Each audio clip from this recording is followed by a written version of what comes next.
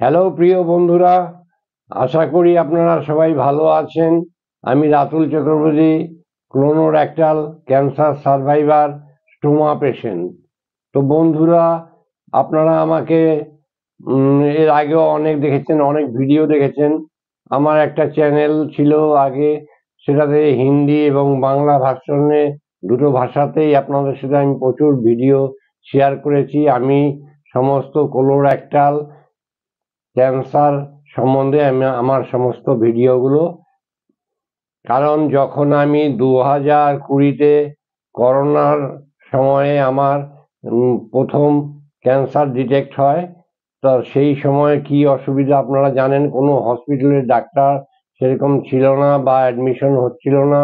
খুব কষ্ট করে ট্রেন বাস সমস্ত বন্ধ ছিল, আমাকে খুব কষ্ট করতে হয়েছিল। আর ক্যান্সার কি জিনিস এগুলো জানতামও না। বা এই আমি জানতাম যে আমার অর্শ হয়েছে, সেই অর্শর থেকে যে এরকম ক্যান্সার ডিটেক্ট হয়ে যাবে, ধরা পড়বে, সেটা আমি বুঝতে পারিনি। তো যাই হোক, ওই সময়টা কি অবস্থা হতে পারে। আর এদিকে করোনার পিরিয়ড, তখন খুব কষ্ট হয়েছিল। প্রথমে আমি তো সরকারি হসপিটাল যাই, কিন্তু সেখানেও কোনো সুরা পাইনি, মানে হয়নি ওই সময়টার জন্য, পরিস্থিতির জন্য। তার জন্য আমি আবার নার্সিং হোম সেখানে চলে যাই এবং সেখানে গিয়ে খুব ভালো পরিষেবা পাই। পরিষেবা পেয়ে আমি আমার অপারেশন এগুলো আমি করি ওখান থেকে। তারপরে আর আমি আর্থিক কারণের জন্য সেখানে ট্রিটমেন্ট করতে না পারায় ওখান থেকে ডাক্তারবাবুদের বলে আমি রেফার করে চলে আসি গভর্নমেন্ট হসপিটালে। সরকারি গভর্নমেন্ট হসপিটাল এনআরএস। তখন করোনার পিরিয়ডটাও প্রায় চলে গেছে, ট্রেনও চালু হয়েছে। এর আগে প্রচণ্ড ব্যয় সাপেক্ষ। আমার বাড়ি হাবড়া, হাবড়ার থেকে আমার গড়িয়া, নিউ গড়িয়া, সেখানে আমার ট্যাক্সি করে রোজ যাতায়াত, প্রায় 2500 টাকা রেগুলার আমার খরচা হয়ে যেত। পরিবারের সবাই আমার পেছনে অর্থ দিয়ে দিয়ে শেষ হয়ে গেছে।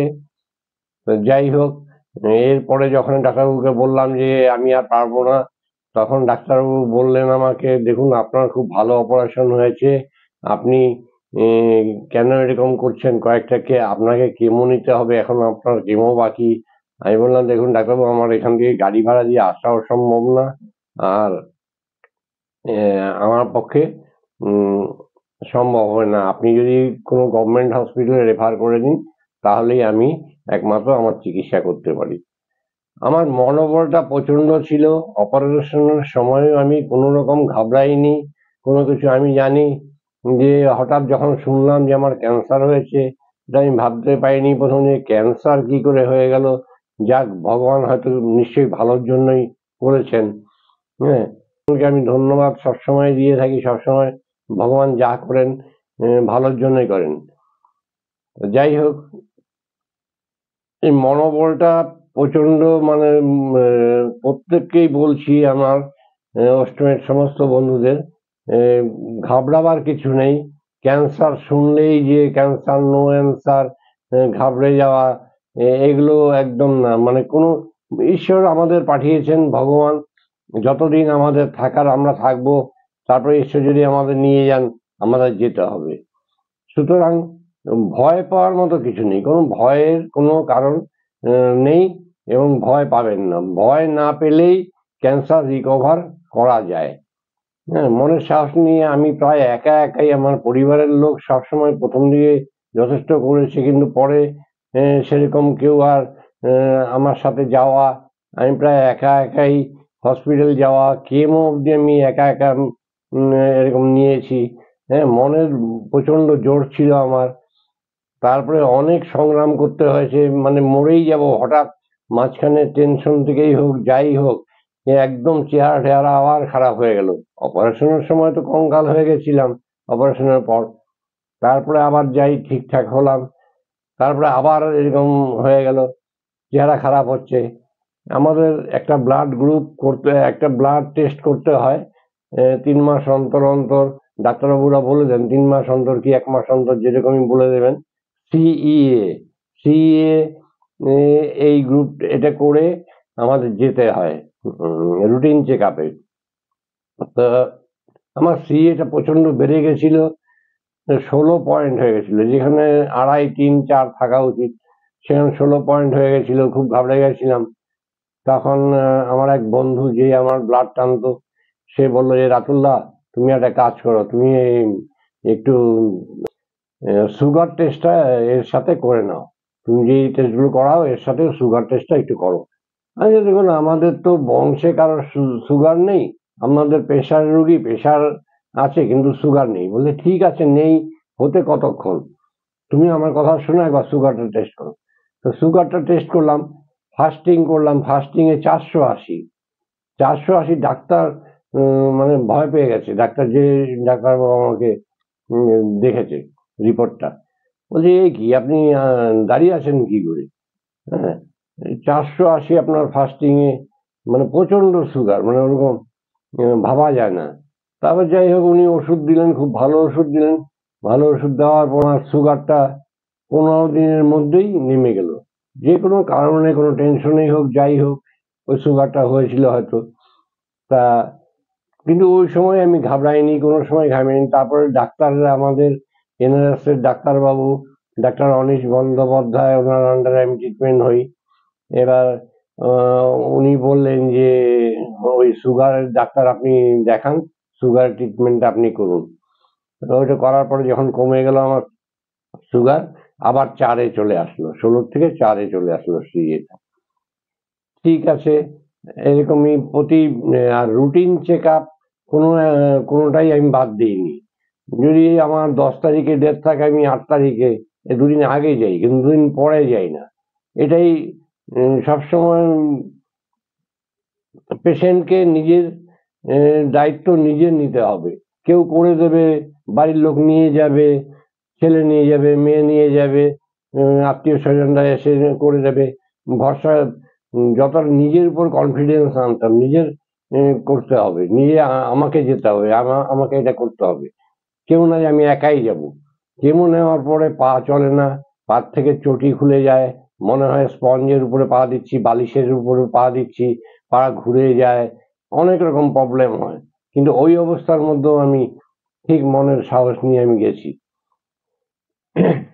তাই বন্ধুরা বলছি, যে কোনো রোগ, যে কোনো যাই হোক না কেন, মনের জোর আর নিজের ঠিক মতো দায়িত্ব অবহেলা না করা, আর ডাক্তারবাবুদের কথা শুনে চলা, এটা করলেই আপনারা একদম 100% রিকভারি, যে কোনো বিপদের থেকে অসুস্থ বেরিয়ে আসতে পারেন। কারণ আমি আমাকে দিয়েই বলছি, আমি যা দেখেছি, আমার যা অবস্থা হয়েছিল, আমার পরিবারের লোকেরা বলেছিল না শেষ হয়ে গেছে, বাঁচবে না। প্রত্যেকেই মানে আমার আশা ছেড়ে দিয়েছিল যে উনি আর বাঁচবেন না, ওনার অবস্থা শেষ। কিন্তু সেখান থেকে আমি আবার আজকে উঠে এসেছি, কোনো অসুবিধা নেই। আজকে আমি 4 কিলোমিটার 5 কিলোমিটার রেগুলার আমার রুটিন, আমি পায়ে হাঁটবই। সকালের দিকে আমি বাজারে যাই সাইকেল নিয়ে, সেখানেও 2 কিলোমিটার 2.5 কিলোমিটার সাইকেলিং করি। বিকেলে আমি সন্ধ্যার পরে হাঁটতে যাই। তারপরে আমি কিছু কাজ করি টুকটাক, মানে এত খরচা, আমাদের যে ব্যাগের খরচা প্রচন্ড, ব্যাগ, পেস্ট, পাউডার, এগুলো তো বহন করতে হবে। কোথার থেকে আসবে এত টাকা? পরিবারের লোক কত দেবে অপারেশনের সময়? সেই সময় তো প্রচুর টাকা নিঃস্ব হয়ে গেছি আমরা। তা যাই হোক, আমি ওই আমাদের অষ্টমী পেশেন্টদের জন্য বেল্ট তৈরি করি, কোমরের বেল্ট। ওগুলো অনলাইনে ভারতের যে কোনো জায়গাতে প্রান্ত থেকে আমার অষ্টমেট বন্ধুরা দেখেন এবং অর্ডার দেন আমাকে, আমি সেগুলো সাপ্লাই করি। অষ্টমী অ্যাসোসিয়েশন সাথে আমি ঠিক যোগাযোগ করেছিলাম, সেখানকার আমি মেম্বার হয়েছি।